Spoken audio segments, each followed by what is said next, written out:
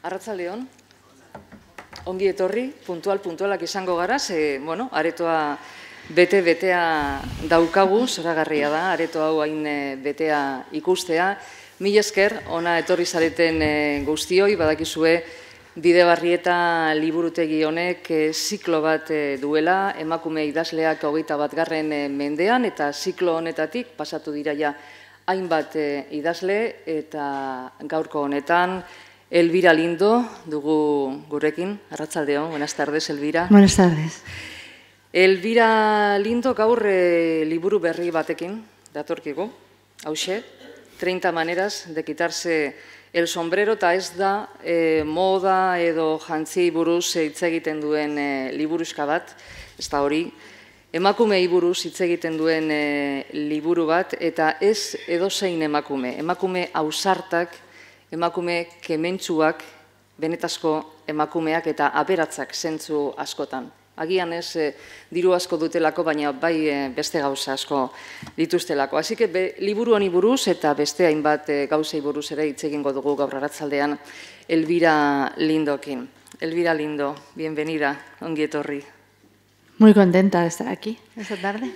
Qué bien, nos complace y ya ve que vamos a empezar puntualísimos porque bueno, la sala está llena, hay mucha gente que se ha quedado fuera, lo sentimos muchísimo, pero cuestiones de aforo obligan a ser muy estrictos con el número de personas que entran en la sala. Lo sentimos, pero así son las cosas. Bueno, Elvira Lindo nació en Cádiz, creció en Madrid y allí vive ahora mismo después de una estancia de varios años en Nueva York, periodista, trabajó en la radio, también en la televisión y dio el salto a la literatura con un personaje que todos recordamos, con Manolito Gafotas. Es Premio Nacional de Literatura Infantil y Juvenil, ha escrito, como decimos, novelas, artículos de prensa, columnas muy leídas, como Tinto de verano, por ejemplo. Y este mes de noviembre estrena este libro, 30 maneras de quitarse el sombrero, y también ha estrenado otra cosa, un experimento musical en Berlín, una historia que se titula El niño y la bestia y que habla de... Cuando quieras te lo cuento. Sí, vamos a empezar por aquí, si le parece. Digo, porque no sé si El niño y la no. bestia, El niño y la bestia, bueno, ¿de qué habla? Digo, para dejar eso a un lado y hablar del libro, pero pues probablemente ha sido una de las... Bueno, buenas tardes a todos y muchísimas gracias por llenar este espacio tan grande. Ha sido probablemente, de cara al público, la experiencia más emocionante de mi vida. O sea, es difícil decir eso porque yo he hecho muchas cosas de cara al público, en el cine, en televisión o en un teatro, pero esto ha sido especial. Hace 2 años vinieron a verme unos músicos que trabajan en Berlín en distintas orquestas, pero de vez en cuando se reunían para hacer proyectos especiales, ¿no?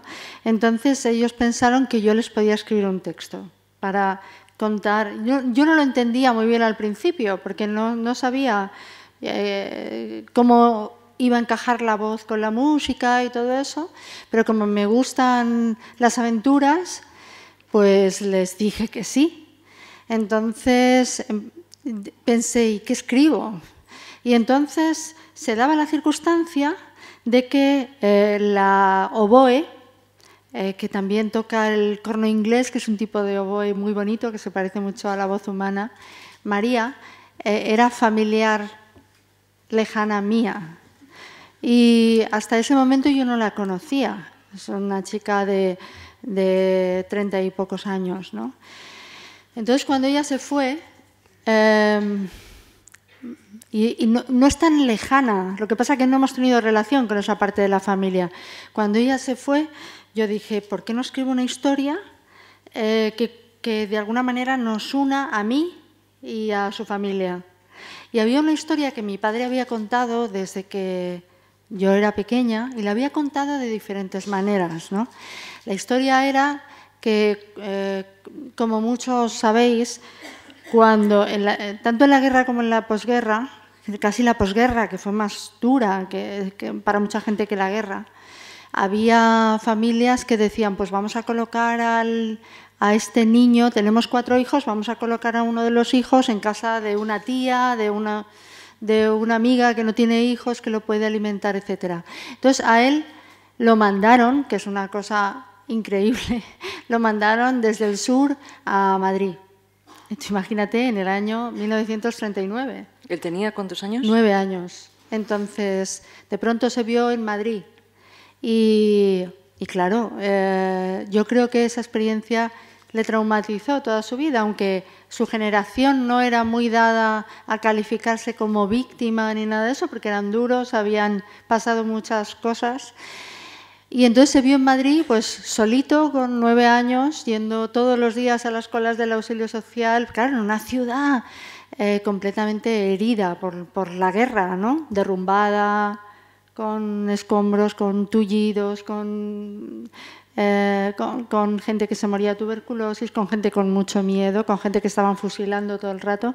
Y entonces él se vio con una tía. Pero la tía él no la conocía y no fue muy buena con él. Fue particularmente cruel, ¿no? Entonces, él la llamó la bestia toda la vida. Entonces, pensó, después de una de esas tortazos que le diera, pensó que iba a huir de Madrid, pero que no quería volver donde su madre porque se sentía como un fracasado a los 9 años, ¿no? Y entonces había oído que tenía tíos en Aranjuez. Y como nuestro apellido es particular y no muy común en España, en otros países es más común, pues entonces él le robó dinero a la tía, todo esto imagínatelo, pergeñándolo ahí, un niño tan pequeño, ¿no? Y se fue, consiguió coger el tren en Atocha, esquivar a los guardias que había por allí, todo esto, encontró a sus tíos de Aranjuez y estos eran los abuelos de la oboe.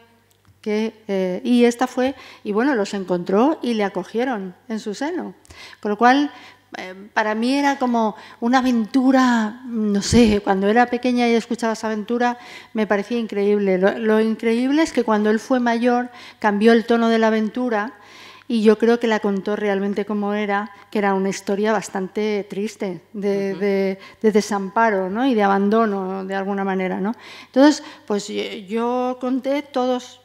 Pensé en escribir todos esos días en Madrid y además con muchas referencias a la calle, a lo que veía y todo eso, porque sabía que eso alimentaba la música que se iba a componer para el cuento, ¿no? Entonces compusieron una música que es muy bonita, muy bonita, muy bonita, parece una música de una banda sonora de cine, y entonces durante 10 días ensayamos para que todo eso sonara como que yo voy contando una cosa y ellos van siguiéndome con la música, ¿no? Y claro, para mí es que fue una experiencia fascinante porque había uno del País Vasco, dos del País Vasco, uno de Vitoria y otro de aquí de Bilbao, que seguro que hay algún lander, que seguro que hay algún amigo por aquí, por el público, y no sé, fue precioso porque se llenó el teatro, había 500 personas, alemanes, españoles, y todos con referencias curiosamente muy comunes de una guerra o de otra, daba igual, todos teníamos o padres o abuelos que habían vivido experiencias similares. Fue una noche muy emocionante y lo que realmente estamos trabajando es para traerlo aquí, que es donde tiene que representarse. Y esa noche usted seguramente se sintió escritora de escenario, como le hemos oído alguna vez, que le gustaría sentirse o que le gusta. Sí, a mí me gusta hablar en público, leer en público. Hay cosas que al principio digamos, disimulaba un poco porque pensaba que me restaban seriedad o aplomo como escritora, ¿no? Y ahora ya yo quiero hacer en la vida lo que quiera. O sea, yo ya me da igual. Me da igual que piensen que una escritora no sale al escenario o no. No, es más, yo creo que esto es un tipo de escritora que yo estoy creando y que seguro que va a tener seguidoras, porque esto de contar una historia y salir a un escenario, de hecho, en este libro, la última historia que se cuenta la conté aquí en Bilbao, en un escenario también, en el Festival de hija de Bilbao, y luego, claro, la he tenido que editar, arreglar, ampliar y tal, pero lo pasé fenomenal. Y como las cosas que yo escribo son realmente... Yo siempre pienso en poder leerlas en voz alta, yo siempre pienso en que tengo una obsesión porque se entiendan, porque si hay un público que yo las pueda leer y que se entiendan, no me gustan las cosas confusas. Entonces, como la oralidad es muy importante, creo que me resulta fácil interpretarlas. En este libro, el prólogo es de la escritora mexicana Elena Poniatowska y dice una cosa muy bonita, es de las cosas más bonitas que se pueden decir de alguien, porque al hablar de Elvira Lindo dice, además de escribir, sabe actuar, hacer teatro y cine y, sobre todo, poner a su público de muy buen humor.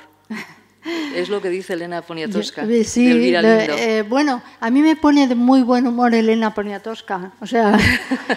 Es mutuo, entonces. Sí, yo creo que tenemos cosas en común y que la editora calibró muy bien a quién le pedía un prólogo para mí. Porque no se conocen. Sí, nos conocen. Sí. Se han conocido después. Bueno, en el prólogo ella dice... Que ya le gustaría. Pero sí, nos conocimos. Yo creo que lo hace para darle más suspense. Pero ella dice que me vio en Madrid una vez y todo eso, y lo cuenta con muchísima gracia, ¿no? Pero es verdad que estuve en su casa una noche en México y esa parte no la ha contado, pero da igual. Lo importante es la gracia con la que cuenta las cosas. Y es un personaje con el que me identifico. Es una mujer, no sé, es muy reivindicativa, pero es muy alegre al mismo tiempo. No tiene por qué cargar la reivindicación de amargura y eso me gusta muchísimo. Y también tiene en su literatura un componente de oído a las palabras de la calle muy fuerte. O sea que sí que tiene que ver conmigo, sí. Bueno, pues el prólogo es de Elena Poniatowska y luego hay muchas historias en estas 30 maneras de quitarse el sombrero. El título hace referencia a aquellas mujeres que, quitándose el sombrero, lo que hacían era resistir o clamar, ¿no?, ante una situación que limitaba tanto sus movimientos, ¿no?, sí, que les impedía... Fue una... digamos, una travesura que fue más allá de la travesura de varias de las componentes de la generación del 27, generación en la que hubo mujeres, aunque nunca lo supimos cuando estudiábamos en el instituto, estaban ocultas. Nuestra foto era eminentemente masculina, de hombres que admiramos mucho, pero no se nos ocurrió pensar en algún momento que hubiera mujeres, ¿no? Entonces, ahora ya las vamos sacando del olvido. Yo creo que, no sé, por ejemplo, me da pena, pero había que acabar el libro en algún momento, que no esté Maruja Mayo, por ejemplo, para mí es una pintora esencial de esa época, amiga de Concha Méndez, y fue una de las que iban por la Puerta del Sol y dijeron vamos a quitarnos el sombrero y les empezaron a insultar, incluso les lanzaron piedras y de ahí se quedó el sobrenombre de las sin sombrero, ¿no? Y Concha Méndez sí que aparece en uno de los capítulos. Sí, iremos hablando de las mujeres que aparecen en este, pero me gustaría saber por qué estas, por qué no otras, cómo se conforma el libro, cómo se decide quiénes forman parte de este 30 maneras de quitarse el sombrero. Pues ha sido un poco azaroso y al final todo tiene una unidad, ¿no? Yo he escrito sobre tantísimas mujeres a lo largo de estos últimos años que había que elegir, había muchas más que fueron eliminadas, ¿no? Yo creo que se pensó en incluir escritoras, pero también alguna mujer que se dedicara a la música, una actriz, por la cercanía que tiene conmigo ese oficio, una político como Victoria Kent. O sea, no lo sé. Al final tiene una mezcla de azar, pero cuando lo miras el resultado te parece que todo ha estado determinado encaja, desde el principio. ¿verdad? Sí, que hay una especie de rompecabezas. Sí, porque tienen que ver conmigo. Todas estas mujeres en algún momento hicieron cosas que se salían un poco de la norma y eso me atraía y luego estaban cargadas de proyectos, de intereses, de deseos y todo eso. Eran mujeres, aunque se dedicaran a la literatura, eran mujeres de acción. Mujeres con mucho coraje, ¿verdad? ¿Sí? Mujeres de coraje. Sí, de coraje o... hay veces, como en el caso de Lucía Berlín, que tuvo una vida tan desastrosa, al menos no sé, de tener vidas diferentes, imperfectas, incluso eso que se llama el mal comportamiento, que luego es muy inspirador, porque yo no quería mujeres que se portaran bien, porque me consuelan más ellas que se han portado un poco mal y entonces yo me siento acompañada. Y nos han abierto tanto camino, además, ¿verdad? Nos han abierto claro, tanto camino claro. a las demás. Hablando de escritores, por ejemplo, de escritoras, Elena Fortún y Gloria Fuertes, dos de las mujeres que aparecen Bueno, Elena Fortún en este yo creo libro. que es una escritora importantísima. A mí me impresionó muchísimo Oculto Sendero. Me parece... lo que pasa es que me deprimió también mucho ese libro, porque en realidad es una falsa biografía de los deseos que no vio cumplidos durante toda la vida. Tuvo una vida desgraciada y estuvo amargada por esa vida. Curiosamente, escribiendo libros muy alegres, como los de Celia, ¿no? Pero, por ejemplo, Celia en la Revolución, que es un libro que no se había publicado en España y que se publicó en España, no sé si en 1985, por ahí. Ahora se ha vuelto a editar hace 2 años y lo recomiendo vivamente porque en realidad en España hay muy pocos testimonios literarios de gente que contara de lo que estaba viendo en la guerra, etcétera. Y es el libro de Elena Fortún, donde ella va por la calle, va por Madrid, a veces va por Barcelona, otras por Valencia. Es una chica de 17 años y se recoge increíblemente, tiene mucho diálogo, él habla de la gente y es increíble como ella ve las cosas que... Yo reconozco esas ciudades en las cosas que ella cuenta. Me parece un libro mucho más importante o tenía menos arrebatos, menos deseos, etcétera, ¿no?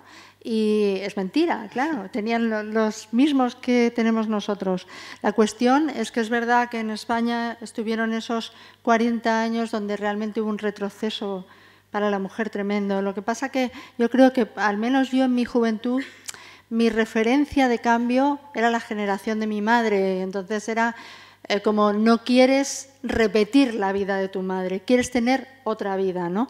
Lo que no podías imaginar, porque no te lo enseñaron en literatura o en arte en el colegio, es que antes de la vida de nuestras madres había habido mujeres súper modernas, más modernas incluso que nosotras en muchos casos, que habían roto moldes y que lo que había pasado es que todo eso se había truncado y de esas mujeres se había sabido muy poco, ¿no? Entonces yo, claro, Gloria Fuertes Gloria Fuertes es una chica de posguerra española, ¿no? Entonces, claro, el hecho de que hiciera poesía social, el hecho de su condición sexual, el que además estuvo en los Estados Unidos, el que fuera en motocicleta, su forma de vestir, su forma de presentarse a los demás es algo que nosotros ahora, si lo viéramos, lo consideraríamos absolutamente normal, pero realmente creo que tuvo que luchar contra muchas convenciones, ¿no? Lo que ocurre es que es verdad que su presencia televisiva oscureció parte del interés de su obra, porque la televisión es algo que se lo come todo, ¿no? Y yo no había conocido a la Gloria Fuertes, poeta social, la conocí más tarde y me impresionó muchísimo. Yo creo que se merecía el homenaje que hace poco tuvo por su centenario, por su obra, porque hay muchos jóvenes ahora que aprendieron a cantar y a leer con los poemas de Gloria Fuertes, porque su poesía social es estupenda y porque ella como persona, como mujer, es una mujer ejemplar, por así decirlo, ¿no? Y luego también está su parte de poeta popular, como de tener piedad hacia la gente, de interesarse por los perros, por los viejos, por las putas, o sea, todo ese interés que tiene por el ser humano, ¿no? Y luego está su barrio de Lavapiés, que claro, es ya el casticismo puro, ¿no? Entonces, es una mujer que yo siento no haber conocido, no haber sentido interés en su momento cuando estaba viva por ella, y la he descubierto más tarde. Son mujeres, casi todas ellas, que rompen con los estereotipos, porque, como usted dice, los estereotipos continúan. En algún momento, usted escribe, a la rubia guapa se le presupone cierta flojera mental. La mujer que vive de su talento debe hacer por borrar lo voluptuoso, lo sexy, para que el interlocutor no se despiste. Y estas mujeres del 30 maneras de quitarse el sombrero, desde luego, no participan de los estereotipos. De Alice Munro, por ejemplo, otra escritora, de Alice Munro recuerda cómo en un periódico, cuando ella ya publicaba, el titular del periódico fue «Ama de casa encuentra tiempo para escribir relatos». Alice Munro, sí, ni más ni menos. Es Hablaba increíble. de Alice Munro. Es increíble porque... Pero bueno, así la trataban los periodistas y así, con esa condescendencia, la trataban algunos estudiosos de la literatura en las universidades. Es decir, se hizo como quien muestra un monstruo de feria, mostraban al ama de casa que escribía, que sacaba tiempo y no tenía habitación propia, sino que tenía el cuarto de lavar, el lavadero que era allí, donde al lado de la secadora y eso, donde Alice Munro escribía, ¿no? Una mujer tan abrumadoramente brillante y desde luego yo creo que una maestra, yo creo que Alice Munro es como un paso después de Chekhov, ¿no? O sea, es como una heredera, una buena heredera de Chekhov. Y a mí creo que cada una de estas mujeres me han dado algo muy concreto, que yo sé, que he ido descubriendo por qué me interesaban, por qué las quería a mi lado, ¿no? Y en el caso de Alice Munro, yo escribí una novela que a mí me resultó muy difícil, que para mí es el mejor libro que he escrito, que se llama Lo que me queda por vivir. Es una novela que cuenta la procelosa vida de una madre joven con un niño pequeño, ¿no? Entonces, a mí me daba pudor escribir algunos capítulos porque la madre era un poco negligente y entonces me daba miedo como, no sé, como destaparme, que se pensara, bueno, porque estaba muy basado también en mi propia vida y me daba apuro el quedar yo mal, ¿para qué vamos a decirlo de otra manera, ¿no? Y entonces los cuentos de Alice Munro, que son tan sensibles y que bucean tanto en el alma femenina y en la relación con la maternidad, ¿no? Esa escena que tiene en la que ella le está dando de mamar al bebé fumándose un cigarrillo, ¿no? Que sería como una cosa impensable hoy en día, completamente ahora, ¿no? O esa madre que tiene a sus 3 niñas en la cama, está separada y de repente ha sentido una pasión loca por un hombre y las deja un rato solas para irse. O sea, ese tipo de cosas un poco locas, yo de repente las vi por escrito y dije, qué valiente, ¿no? Y entonces puedo decir que lo que le debo a Alice Munro es la valentía. ¿Y a Lucía Berlín? Bueno, Lucía Berlín... Que me estaba recordando un poco también. Sí, lo que pasa es que son dos, como personas son muy diferentes, porque realmente yo, fíjate, a Alice Munro le encuentro una mente más retorcida. Es como la persona que efectivamente está cumpliendo con todos sus deberes como madre y escribiendo, etcétera, pero en su cabeza bullen las cosas. Y es un mundo interior completamente. Es el que no estás en el sitio que quieres estar a veces, en el que todo lo que amas y odias tu propia vida. Y en el caso de Lucía Berlín es una persona que observa el exterior, ¿no? Que observa el exterior y que además se mimetiza mucho con el exterior, con las vidas trabajosas de la gente, yo qué sé, a veces con la vida bohemia, a veces con la vida de los trabajadores, de las trabajadoras de la limpieza, pero ella siempre está entre los demás. Alice Munro está como 2 pasos para atrás observando, ¿no? Y Lucía Berlín está en el lío. Es un personaje distinto, las dos increíbles escritoras. Habla bastante también de Nueva York, y hablando de Nueva York nombraríamos a Dorothy Parker y a Vivian Gornick, las 2 escritoras. Sí, y son 2 personajes muy distintos. En eso que te hablaba a veces te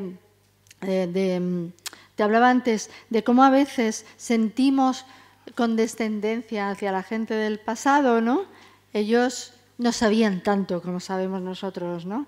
Pues, por ejemplo, Dorothy Parker era realmente una moderna. Es como, no cabe ninguna duda, ¿no? Entonces, de repente, yo vivía en Nueva York, en una parte muy determinada, donde vivieron muchos artistas. No es que fuera un barrio bohemio, era un barrio, sobre todo, de la inmigración judía que llegó huyendo del azote nazi y antes incluso de Rusia, etcétera, ¿no? O sea que es un barrio de vecinos de Nueva York, ¿no? Pero ahí vivieron muchos artistas porque muchos de ellos eran judíos. Entonces, de repente empecé a ver una placa que decía, aquí vivió, muy pequeña, aquí vivió Dorothy Parker, ¿no? Y entonces busqué por ahí y encontré un libro, esas cosas de los americanos, que hacen libros de todo, absolutamente, y había como un plano de todos los sitios en los que había vivido Dorothy Parker, ¿no? Entonces pues durante unas cuantas mañanas fui paseando y todas las casas estaban alrededor de mi casa y además me di cuenta de que es una mujer que se había mudado muchísimas veces de casa en la vida, pero en el mismo barrio. O sea que en eso se parecía a Fernán Gómez, que se había cambiado varias veces de casa en su vida hasta que fue mayor y siempre era en la misma calle de Madrid. Pues hay que tener, pues en el caso de Dorothy Parker era en el mismo barrio, ¿no? Y siguiendo las casas reconstruía su vida, ¿no? O sea, es como buscar una excusa para contar algo que quieres contar. Y el caso de Dorothy Parker, me encanta la musicalidad de sus cuentos. Son muy sencillos, muy cortos, están llenos de chicas de la época, chicas que una que se ha quedado embarazada, otra que su novio se ha ido a la guerra, otra que... Y tienen una ingenuidad y un humor con el que me identifico, es un humor ingenuo con el que me identifico muchísimo. Y luego, aparte,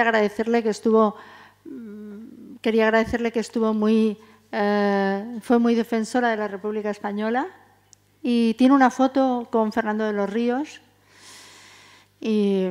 Me cae bien Dorothy Parker y bueno, pues también tuvo una vida un poco desgraciada, fundamentalmente por el alcohol. ¿Y Vivian Gornick? Nos permite hablar de madre e hija, además, ¿verdad? Vivian Gornick es tremenda, es tremenda. Vivian Gornick era, cuando yo la conocí en persona en Madrid, porque ella escribió este libro de Apegos feroces, que de repente empezamos a leer con fruición mucha gente y con admiración de la relación de una madre y una hija. Cuando yo leía ese libro, me imaginaba a una madre y una hija del barrio en el que yo vivía, perfectamente. O sea, era ese tipo de señora judía, determinada, con mucho carácter, que se parece también mucho a la mujer española, naturalmente. Tenemos muchas cosas en común, ¿no?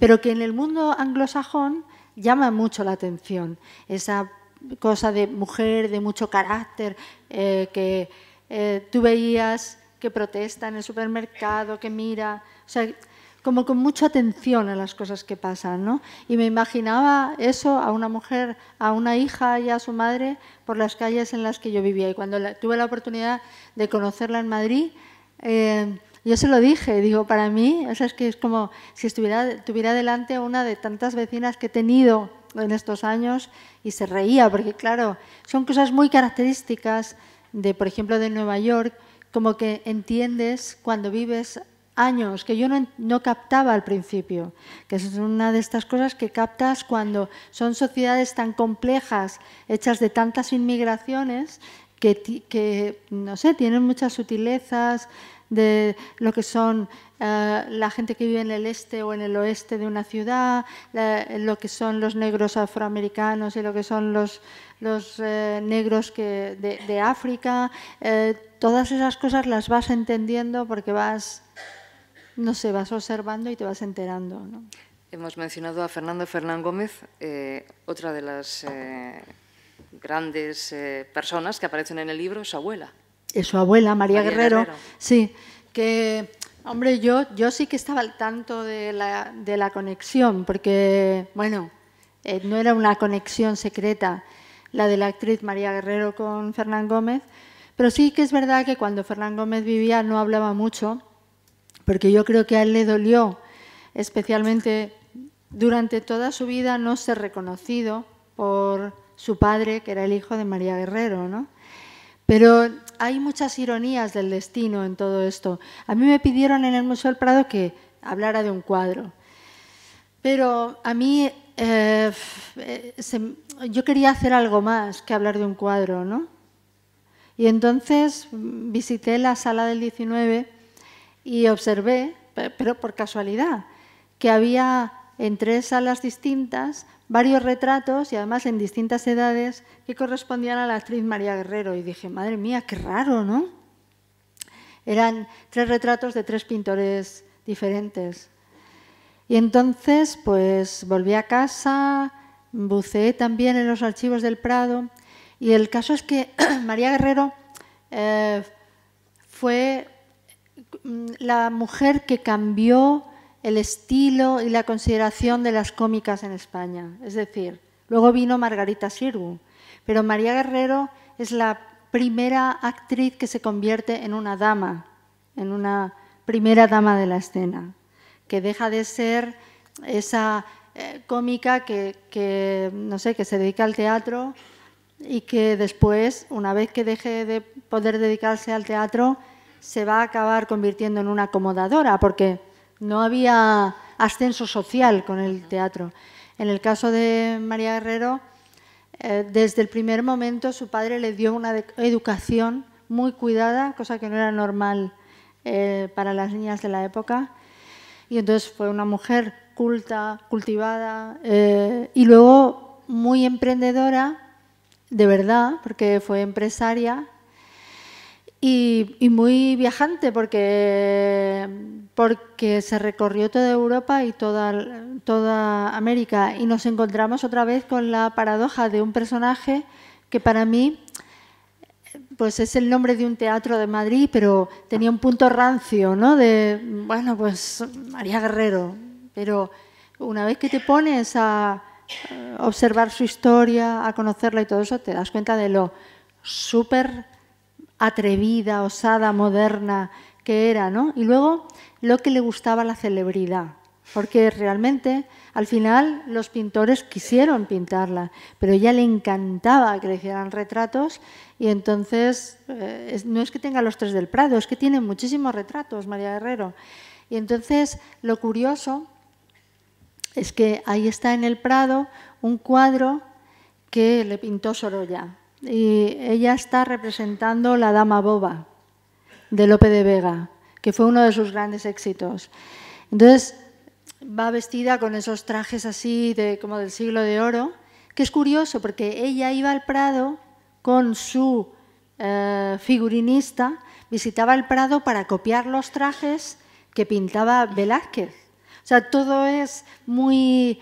es lo divertido de la historia de María Guerrero, que todo son giros, todo da vuelta.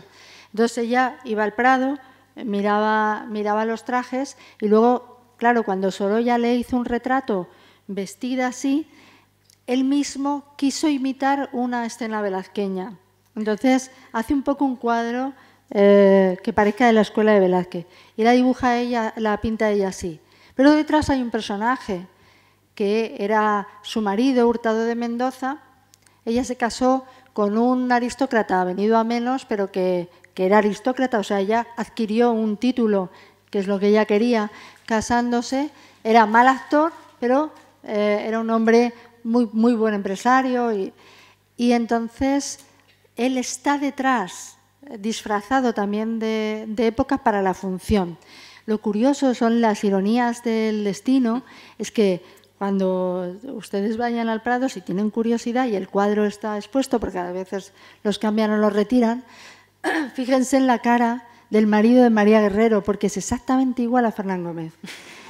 Que es una cosa que yo no sé si había reparado alguien hasta el momento, si el propio Fernán Gómez había reparado, pero si se acuerdan de cómo iba Fernán Gómez disfrazado en La venganza de Don Mendo, que lleva como una melenilla así y tal, pues claro, el abuelo va vestido de eso precisamente. Entonces es muy cómico verlo. Digo, ¿cómo ha dado tantos giros esta historia como para que en realidad la cara de Fernán Gómez esté detrás de su abuela, asomándose detrás de su abuela, como diciendo, no me reconocisteis, pero yo estoy aquí, ¿no? Y eso me hace muchísima gracia. Ironías de la vida. ¿Cuántos espejos se colocan uno detrás de otro para hacer estos? A mí lo que me gusta de este libro es que la curiosos. gente se entere de cosas, ¿no?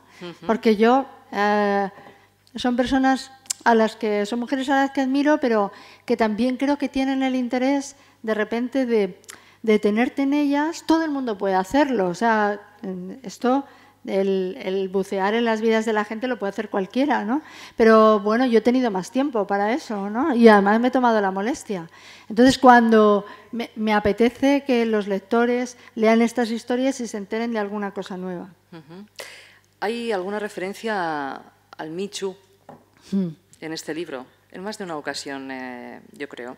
Y bueno, aquí tendríamos que hablar de Margaret Atwood, otra gran escritora y con una declaración muy concreta en el caso del Michu. Bueno, yo creo que lo que nadie puede discutirle a Margaret Atwood es que lleva como activista militando en el feminismo toda su vida. O sea, no es algo que entra fuera de cualquier juicio o consideración, ¿no? Lo que pasa es que ella, en el caso de una universidad americana, defendió la inocencia de un compañero suyo, ¿no? Entonces, me parecía muy interesante que fuera ella precisamente. Además, era el momento en el que el cuento de la criada estaba en su punto de máximo éxito y popularidad, no solamente en la novela, sino también en la televisión, ¿no? Pero la atacaron mucho por defender a este tipo. Y bueno, yo escribí mi artículo sobre ella. Me dio alegría porque ella retuiteó mi artículo. Y digo, madre mía, mira, me ha retuiteado Margaret Atwood. Me lo dijeron porque yo no estoy en Twitter. Pero me pareció que en un momento tan... Porque yo creo que ahora las cosas... es como que hubo un momento muy irritado y ahora empezamos a hablar con claridad de lo que nos parecen las cosas, ¿no?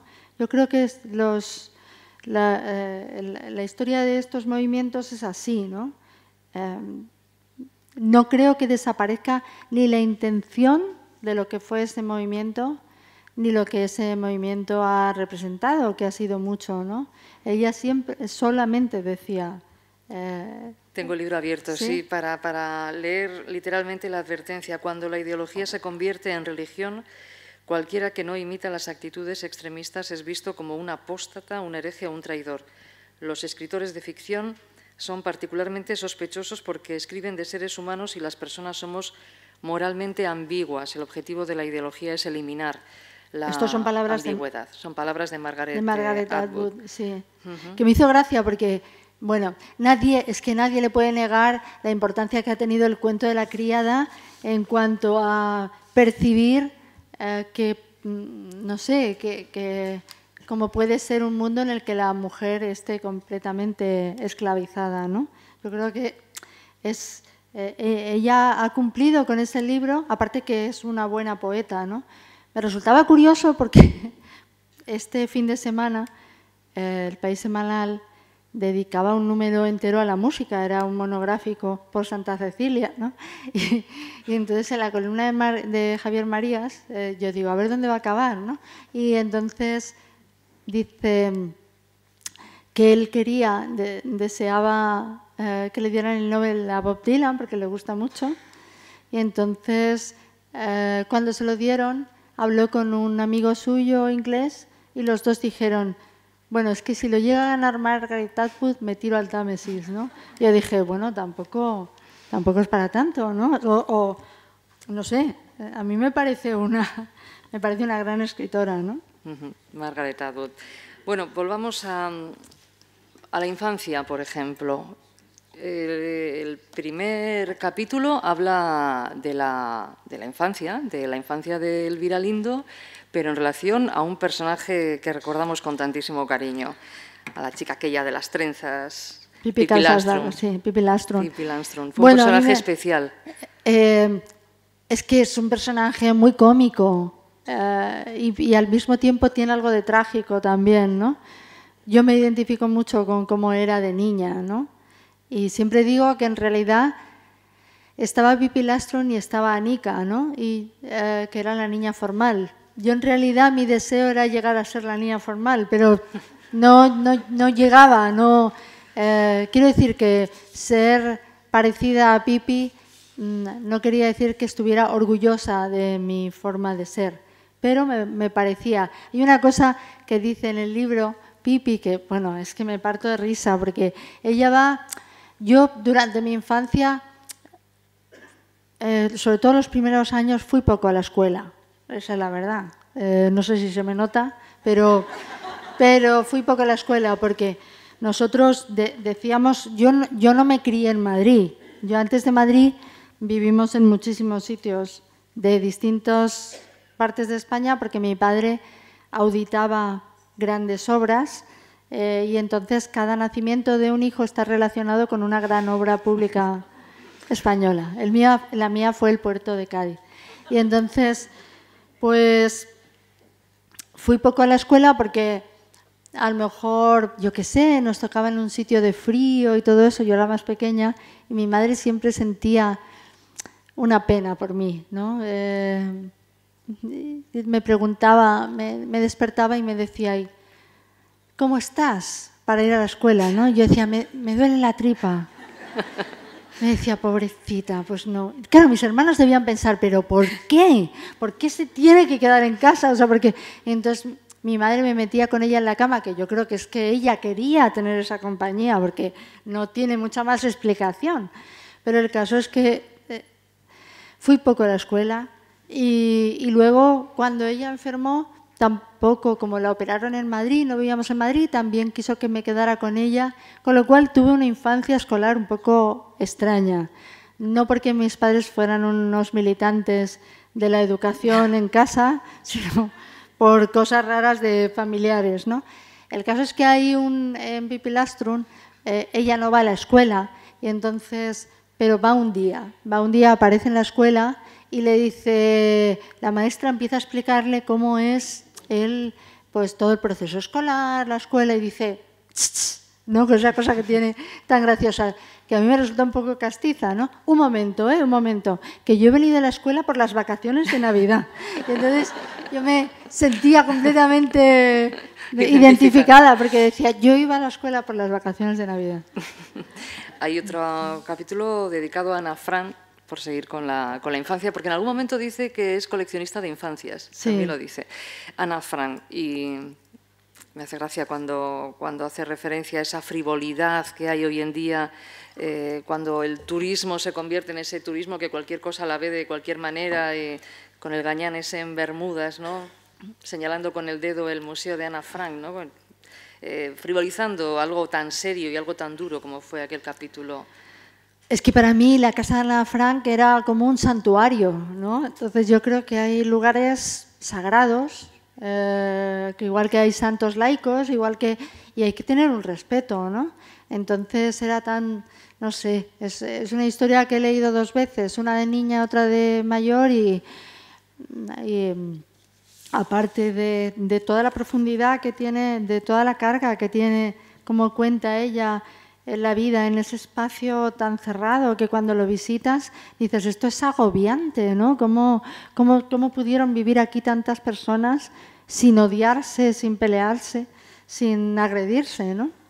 Y de hecho en el diario hay muchas de esas peleas que ocurrieron entre ellos, ¿no? Entonces cuando tú entras en esa casa oyes muchas voces, ¿no? Y tienes que estar atenta a los fantasmas que hay allí, ¿no? No te puedes estar haciendo fotos. Es que no te puedes estar haciendo fotos en lugares que, no sé, que están para recordar a personas que nos han hecho reflexionar tanto sobre capítulos tan tristes, ¿no? Sobre todo son mujeres, pero también hay algunos hombres en este libro. Truman Capote, Benito Galdós. Truman Capote estaba en realidad por su relación con Harper Lee, la autora de Matar a un ruiseñor.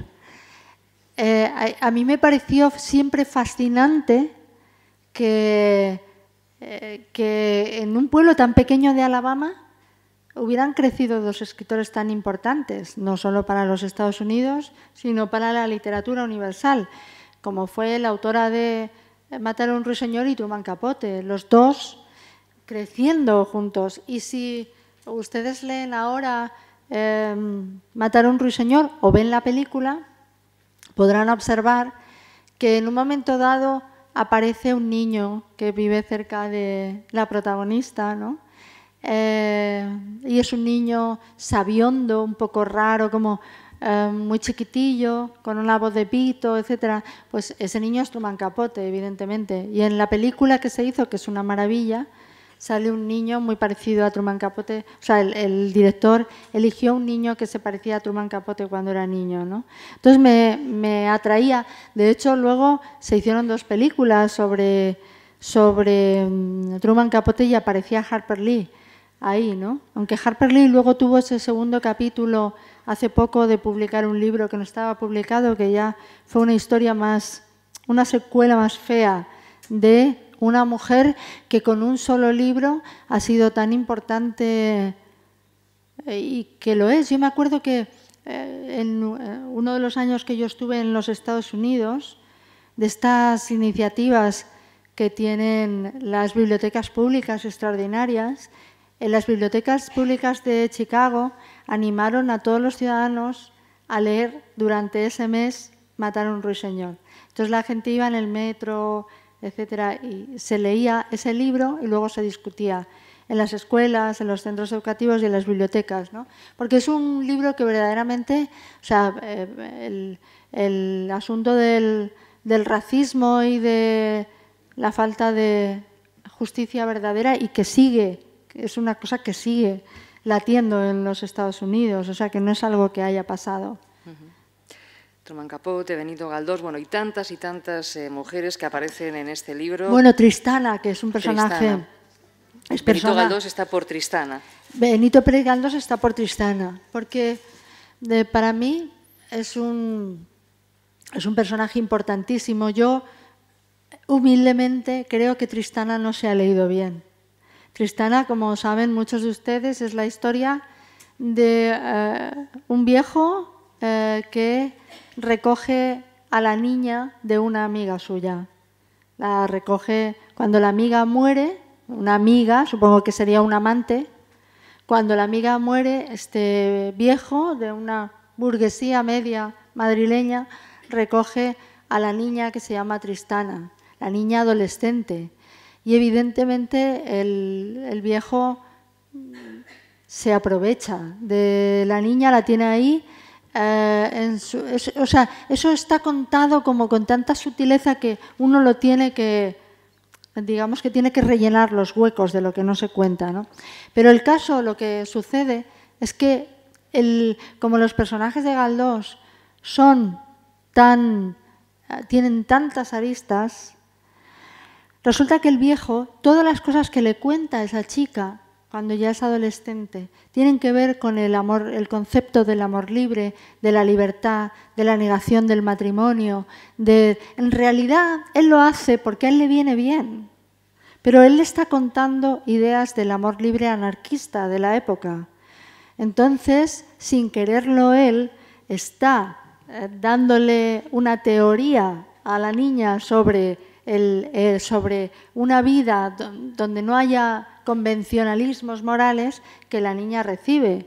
Y esa niña, finalmente, cuando llega a joven y se enamora de un pintor, cree absolutamente en una idea hipermoderna del amor, ¿no? Lo que pasa que luego viene la desgracia.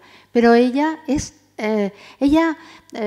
Galdós, que eso es lo que cuento en el libro, Galdós copió párrafos de cartas que recibía de una amante suya que era actriz y que era una amante a la cual tenía muchísimos celos Emilia Pardo Bazán, ¿no? Entonces, esta mujer le escribía unas cartas como apasionadas, pero con grandes teorías de un amor sin convencionalismos. Y él copió para el personaje de Tristana. Entonces, cuando uno lee Tristana y se fija en las cosas que dice Tristana, dice, pero si es que este lado revolucionario de Tristana, que ha copiado de un viejo que se ha aprovechado de ella, es lo que no se suele contar. Se cuenta solo Tristana como víctima, no Tristana como... Es otra niña anarquista, Tristana, y eso me parece una lectura. Lo que pasa que también quedó oscurecida por la visión de Buñuel, que no tenía nada que ver. Era ya, digamos, las perversiones de Buñuel, pero no tenía nada que ver con lo que realmente estaba contando Galdós, ¿no? ¿Sería posible hoy en día escribir un Tristana? Lo digo porque incluso Manolito Gafotas ha sufrido recortes en algunos sitios, ha sufrido censura. Bueno, yo creo... o peticiones de retirar ciertas páginas. El caso de Manolito es porque era literatura infantil y entonces, pues, realmente es una literatura donde están todos los ojos puestos para que los niños no reciban malas influencias, ¿no? En un país como en los Estados Unidos, tan contradictorio que luego, de repente censuran muchas cosas de libros así, pero luego llevan a sus hijos a películas súper violentas, ¿no? Entonces, bueno, son las contradicciones de ese país. Y desde luego yo no quiero publicar más libros infantiles en los Estados Unidos, ¿no? Probablemente si publico uno de adultos no tenga ningún problema. Bueno, volvemos ahora al humor, porque en el último capítulo se retrata, quiero decir, a sí misma, retrato de una mujer inconveniente, es el título del último capítulo. Me parecía un título como de dama así un poco de los años 20. Me veía bien con ese adjetivo. Me veía elegante. Como ya nos ha contado, nos cuenta aquí que yo hubiera querido ser una niña seria, pero no pude, mi sueño se frustró desde el principio. A mí me tocó en suerte la alegría. Por aquel entonces los padres se cuidaban mucho de que cada hijo tuviera su virtud y su defecto. Es verdad. ¿Fue así? No miento. Todo nos ha pasado a todos. Yo no sé si ahora es así, porque como los padres son tan cuidadosos así con los hijos, yo creo que de tanto cuidado que tienen, al final los agobian, ¿no? Pero es verdad que, no sé, cuando los padres tenían varios hijos te asignaban un papel y yo creo que muchas veces lo que hacías era ser fiel al papel que te habían asignado y acababas siendo como ellos querían que fueras, ¿no? Y si eras torpe, pues acababas siendo torpe para no decepcionar a tus padres que habían dicho que eras torpe, ¿no? De tanto decírtelo, obviamente. Te lo creías, fui cariñosa y alegre y de alguna manera sigo siendo así, aunque en los últimos tiempos ande reivindicando mi derecho a enfadarme y a estar seria. Bueno, luego cuenta una anécdota divertidísima que no la vamos a contar, eso no, hay que que encontrarlo en el libro. También dice que mi humor jamás ha sido hiriente, pero ha tenido la peculiaridad de no cuadrar con lo que se espera de una mujer, ni desde la tradición ni desde la progresía. Es verdad.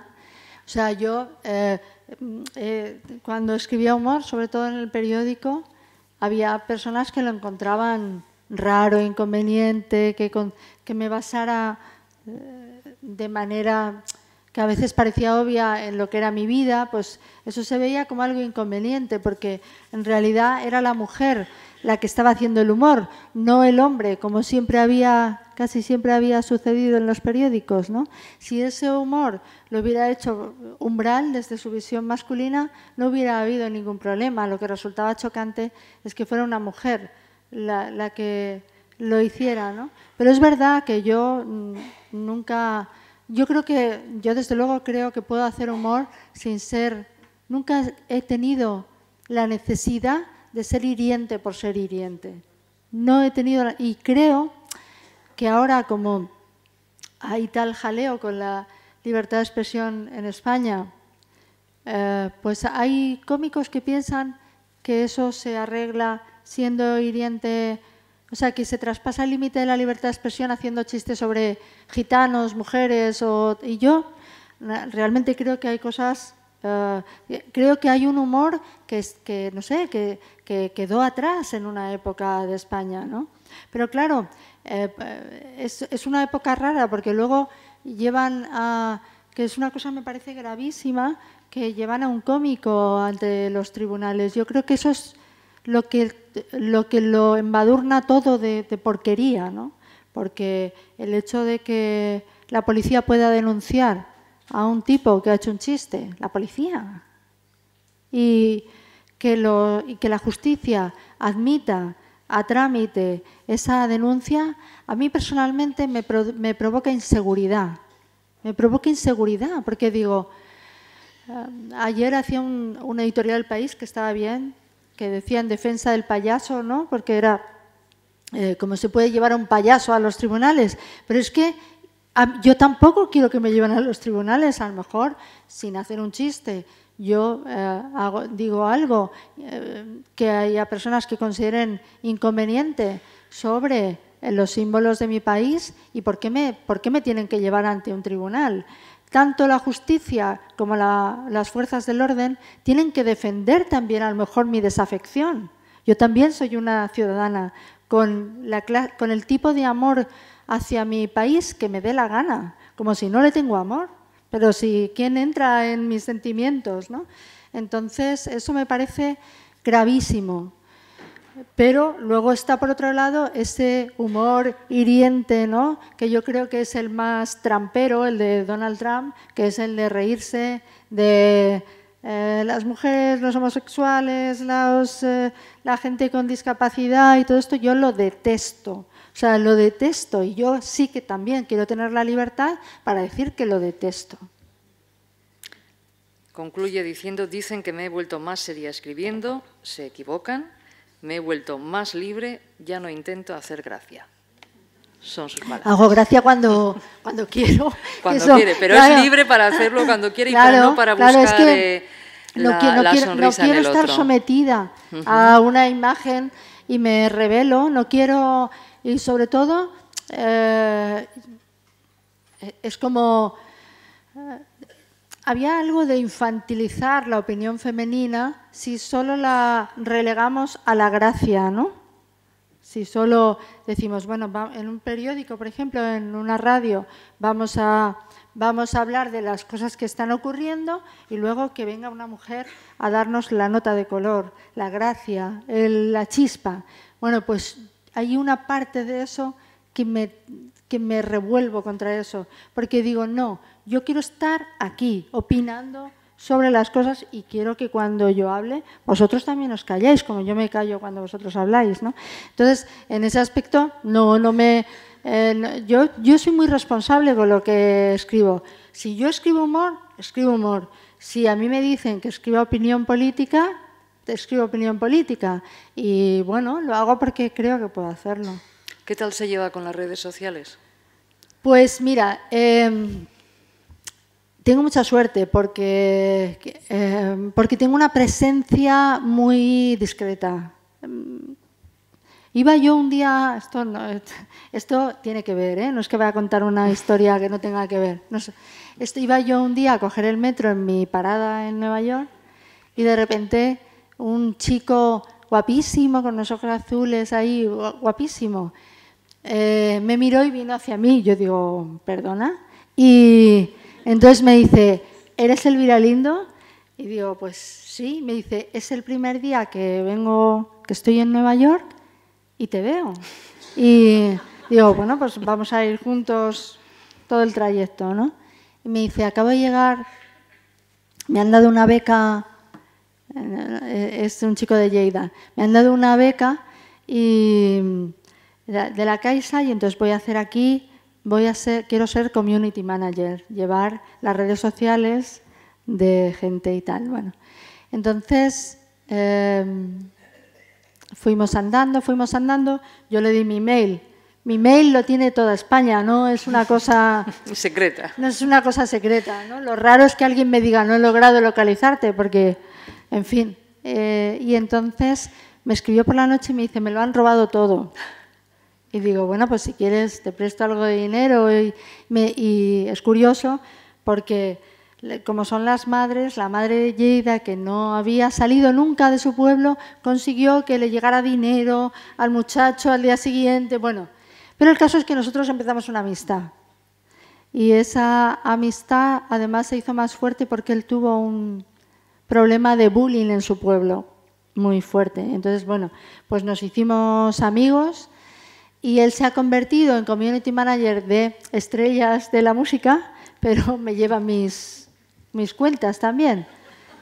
Soy la persona menos conocida de las que o sea, las otras cuentas que tienes como millones de seguidores en todo el planeta y luego estoy yo.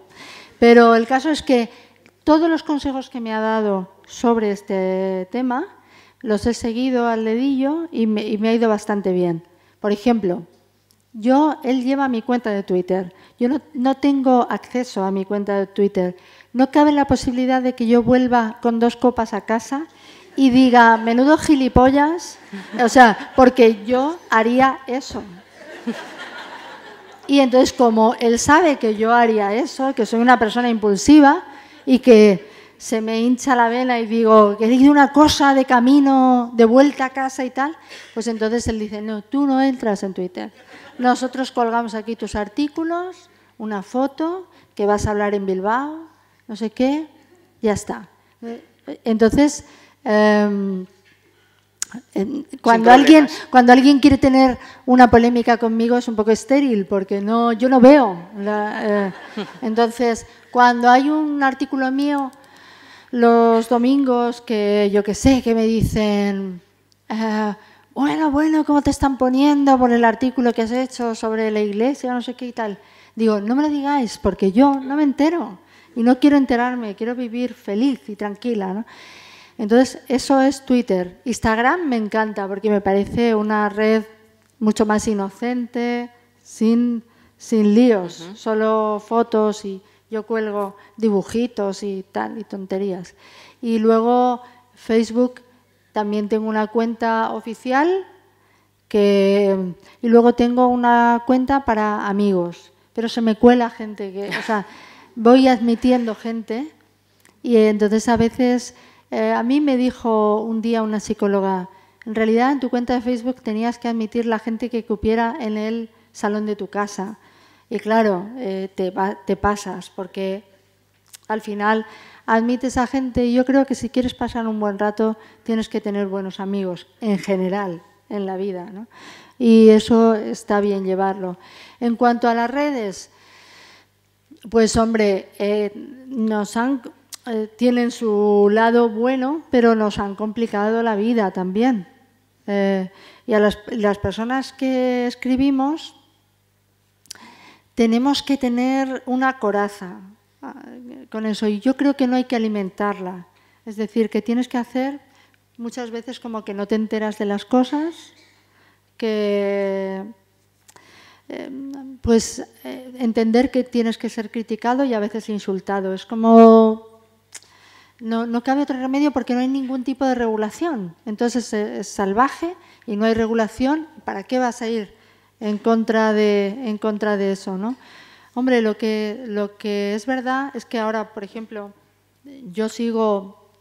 estoy siguiendo una serie de artículos que se están publicando en el New York Times sobre Facebook. Y hay que pensárselo, hay que pensarse el estar ahí. Hay que pensar cómo está afectando a las opiniones de la gente, a la libertad de expresión, cómo está afectando a que nuestro pensamiento se encauza o cómo creemos en noticias que no son. Bueno, muchas cosas que yo creo que hay que plantearse, porque yo siento a veces que estoy excesivamente controlada por todos los aparatos electrónicos. Es decir, que cuando vivo parte del año en Lisboa, esta cosa de cambiar de país y que inmediatamente la publicidad que te llegue sea en portugués, que registren tantas cosas de lo que dices en tus correos electrónicos y estén registradas y te llegue inmediatamente información sobre eso, a mí me inquieta muchísimo, no me gusta nada. ¿Por qué dijo no cuando le propusieron ser ministra de Cultura? Pues eso, fíjate, al final va a ser más famoso eso que si me hubieran hecho ministra, porque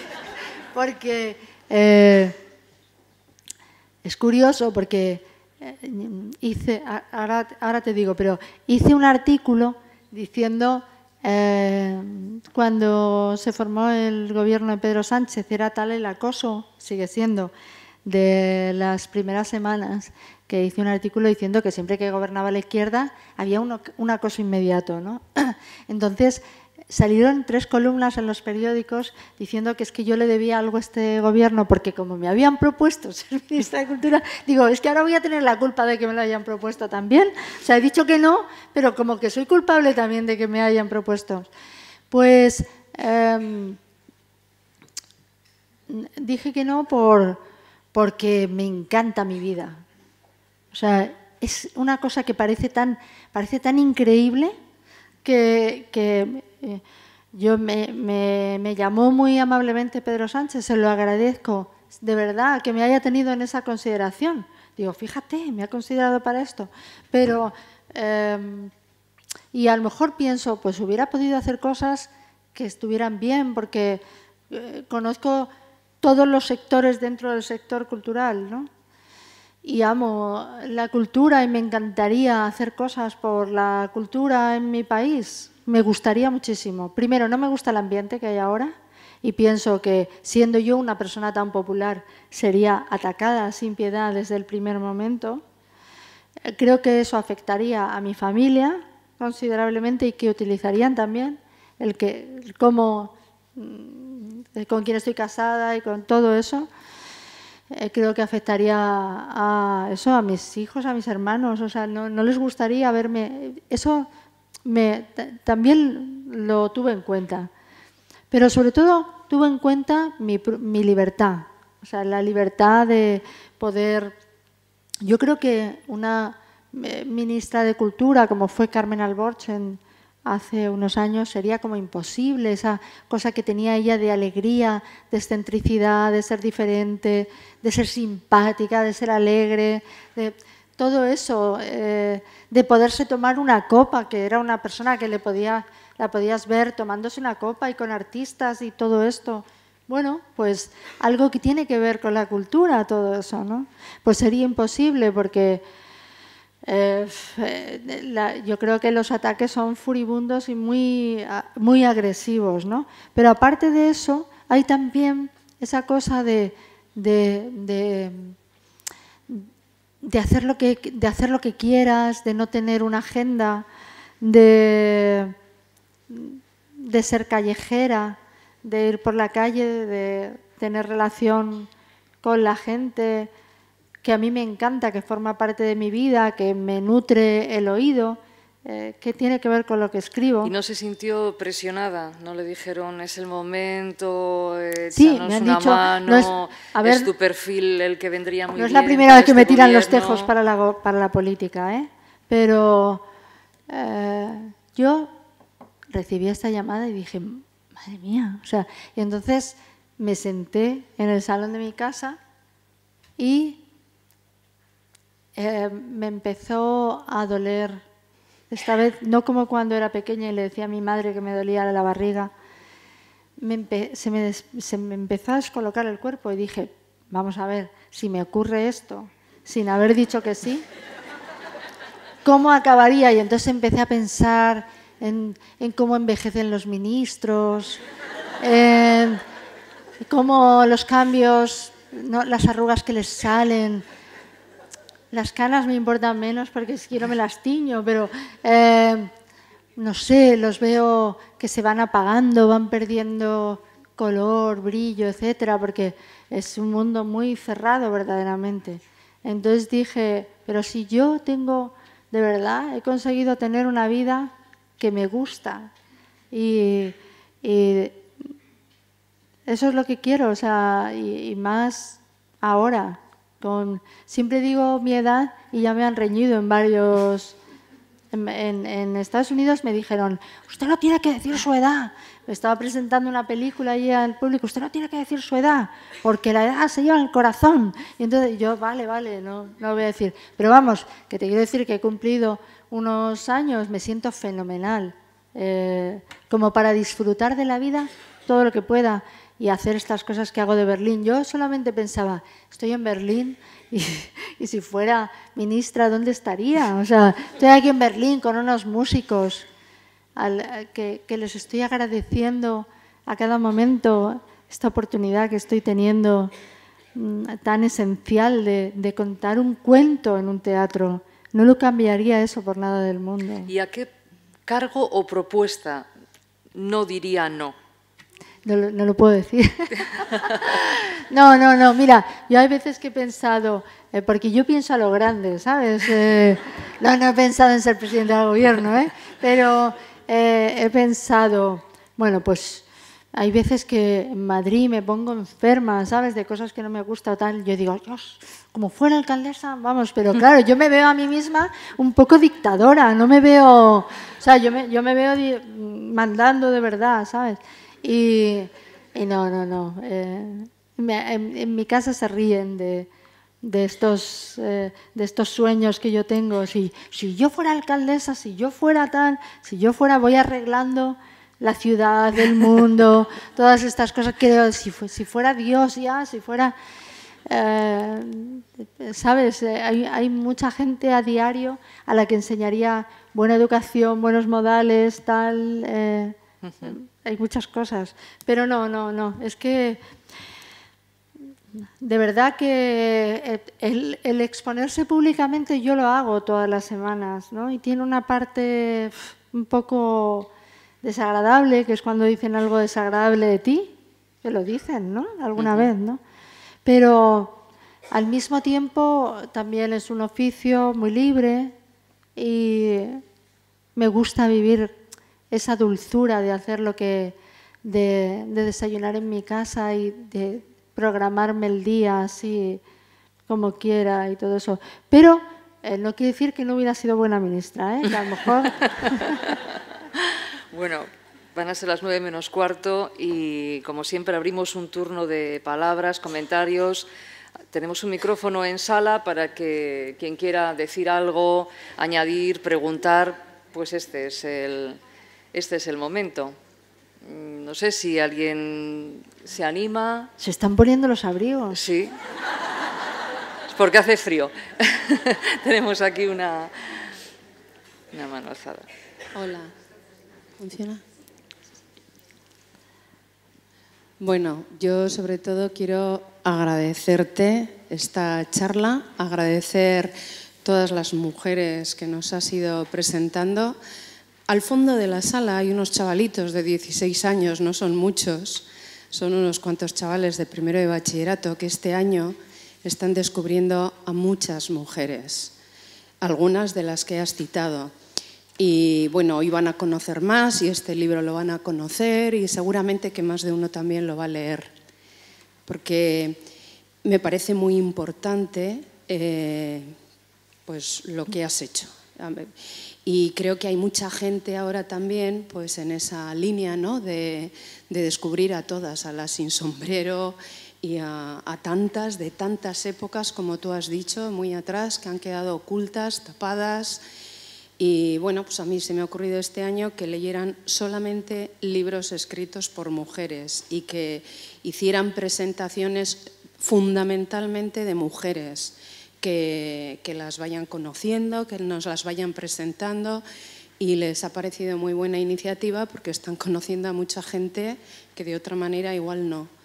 Bueno. Sí. Querías añadir algo.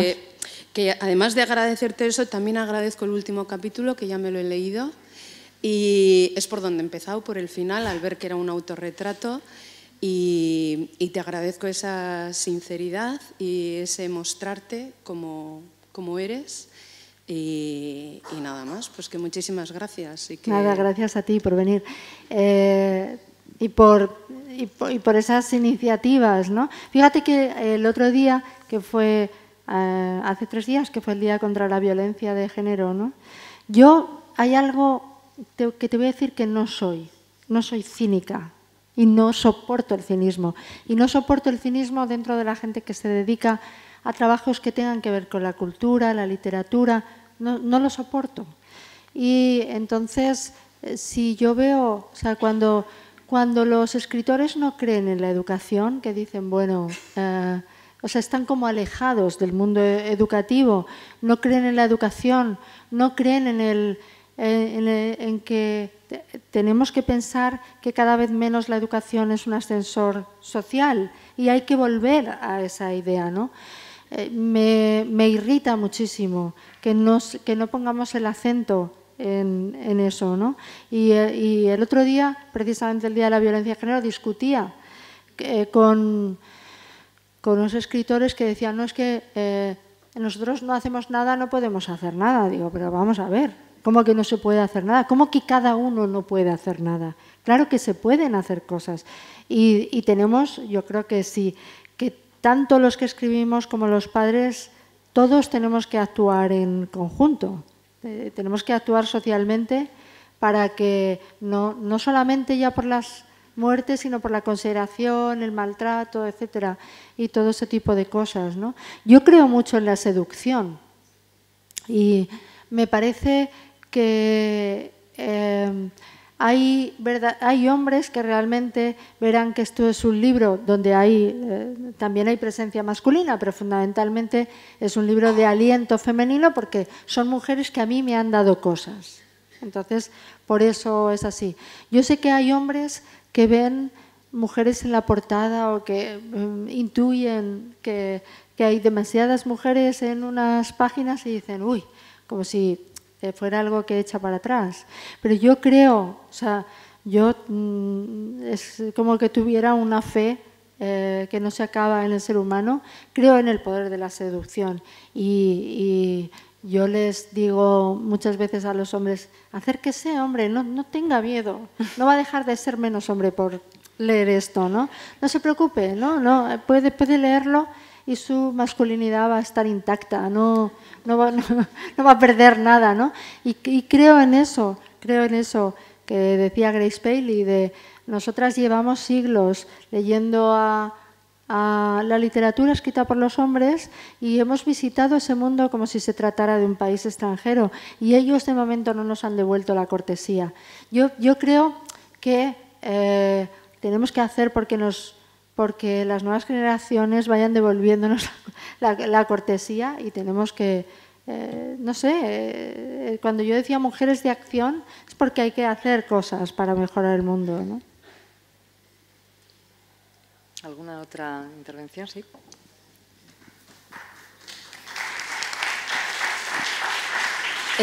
Hola. Buenas noches. Oye, yo quería preguntarte un poco a raíz de esta mujer, de Margaret Atwood, y de su cuento de la criada. Me gustaría saber tu opinión, si a ti no te importa, sobre el tema de la gestación subrogada. Gracias. Bueno, yo fíjate que creo que el cuento de la criada no creo que trate sobre la gestación subrogada, sino que es algo que nosotros hemos interpretado más tarde. Ese libro fue escrito en los años 80, está relacionado con una estancia que tuvo Margaret Atwood cerca de los países que estaban bajo el poder comunista. Entonces, hablaba fundamentalmente de esas dictaduras. Curiosamente, hablaba también de corrientes feministas que estaban en contra de la pornografía. O sea, que no era, yo creo que esto ha sido como algo que ha coincidido en la polémica de la gestación subrogada con este libro que, claro, habla tan absoluto, que parece estar hecho para eso. Pero yo me planteo si ella lo hizo por eso. Yo creo que no. Que ha sido una casualidad increíble, ¿no? A mí el procedimiento no me gusta, pero te voy a decir una cosa.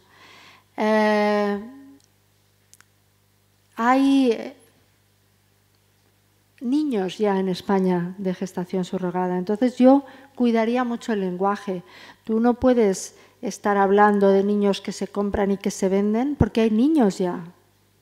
Entonces, o bien se regula con mujeres que quieran hacerlo y tal. Yo veo muy difícil todo ese procedimiento, pero también hay niños de gestación subrogada en España a los que muchos tenemos cercanía y yo tengo cariño especialmente a los niños de gestación subrogada. Entonces, cuando pienso que ellos pueden escuchar dentro de muy poco, por esta polémica, pueden escuchar que son niños que han sido comprados, creo que hay que moderar ese discurso porque habiendo niños hay que pensar en lo que ellos pueden escuchar.